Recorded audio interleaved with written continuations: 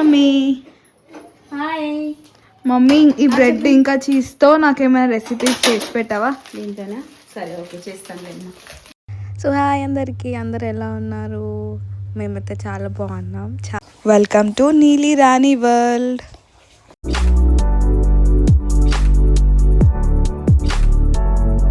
So ఇదేం లేదనమాట, already మీరు చూసేసారు కదా, బ్రెడ్ ఇంకా చీజ్తో నేను ఏమైనా స్పెషల్గా చేసి ఇవ్వమని చెప్పాను మమ్మీకి.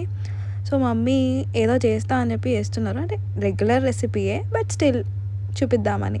సో ఫస్ట్ దానికి ఆనియన్స్ కట్ చేసుకొని అండ్ నెక్స్ట్ క్యారెట్ కట్ చేసుకొని, ఇది క్యాప్సికమ్ కూడా కట్ చేస్తుంది అనమాట. అన్నీ చిన్న చిన్న పీసెస్గా కట్ చేసుకోవాలి.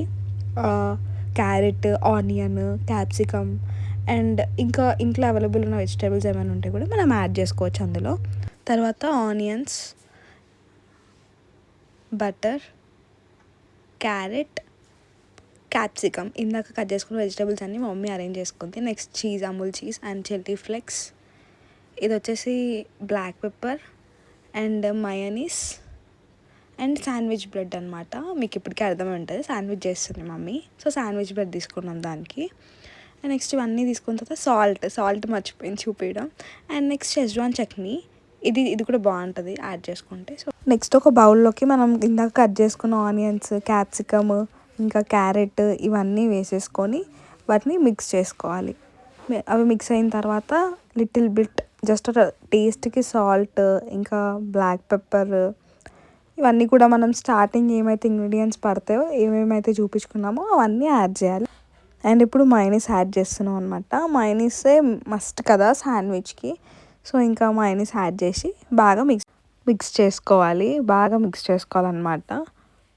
సో అంతా ప్రాపర్గా మిక్స్ అయిన తర్వాత ఇట్లా ఈ కన్సిస్టెంట్కి వచ్చిన తర్వాత పైనుంచి చిల్లీ ఫ్లేక్స్ యాడ్ చేసి మళ్ళీ దాన్ని కూడా ఒకసారి మిక్స్ చేసుకున్న తర్వాత నెక్స్ట్ మనం బ్రెడ్ని తీసుకొని, అదే శాండ్విచ్ బ్రెడ్ని తీసుకొని దానిపైన బటర్ అప్లై చేయాలి. బటర్ అప్లై చేసిన తర్వాత మనం షెజ్వాన్ చట్నీ చూసినాం కదా స్టార్టింగ్లో. సో ఆ షెజ్వాన్ చట్నీ కూడా బ్రెడ్కి ప్రాపర్గా అప్లై చేసుకోవాలి కంప్లీట్గా.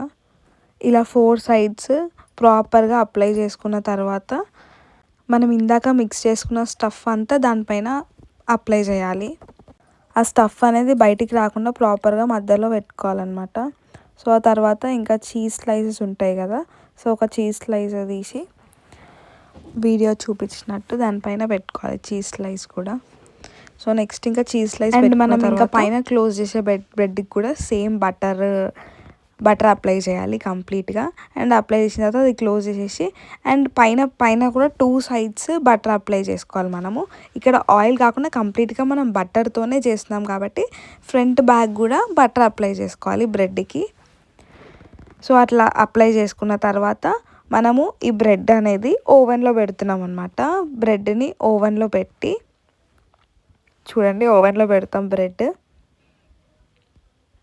జస్ట్ ఆ చీజ్ అనేది మెల్ట్ అయ్యేంత వరకు ఓవెన్లో ఉంచేసి అండ్ మేము తీసేసామన్నమాట. ఒక కొంచెం సేపు చీజ్ మెల్ట్ అయ్యే వరకు ఓవెన్లో కంప్లీట్గా మెల్ట్ అయిపోయింది. మీరు చూడొచ్చు ఎంత బాగా అనిపిస్తుందో. సో చీజ్ అంతా మెల్ట్ అయిపోయిన తర్వాత ఓవెన్లో నుంచి తీసేసినాము అండ్ ఇంకా దాన్ని కట్ చేసినాం అనమాట. చీజ్ అంతా బయటికి వస్తుంది కట్ చేస్తుంటే. సో ఫైనల్గా మన శాండ్విచ్ రెడీ అనమాట. సాస్తో తింటుంది మమ్మీ.